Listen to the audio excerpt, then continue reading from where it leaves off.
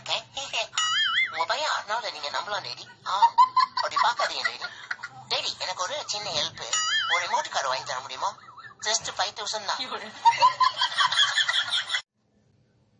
Daddy இனி நான் சேட்டை பண்ண மாட்டேன். சமத்துக்கிட்டியா இருக்கேன். உங்க பையன் அண்ணாவில நீங்க நம்பலாம் டேடி. அப்படி பாக்காதீங்க டேடி. டேடி எனக்கு ஒரு சின்ன ஹெல்ப். ஒரு ரிமோட் கார் வாங்கி தர முடியுமா? ஜஸ்ட் 5000 தான். டேடி இனி நான் சேட்டை பண்ண மாட்டேன். சமத்துக்கிட்டியா இருக்கேன். உங்க பையன் அண்ணாவில நீங்க நம்பலாம் டேடி.